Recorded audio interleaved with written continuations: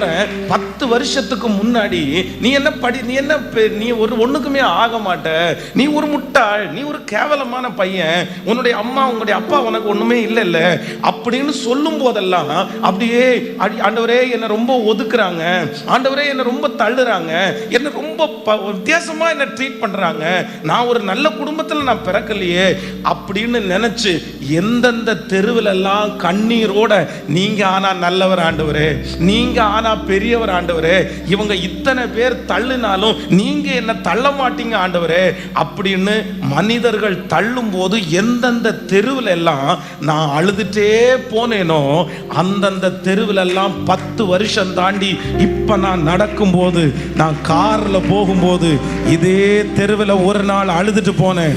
ஆனா அதே தெருவில் இன்றைக்கு கர்த்தர் என்னை அதிகாரியாய் வைத்திருக்கிறார்.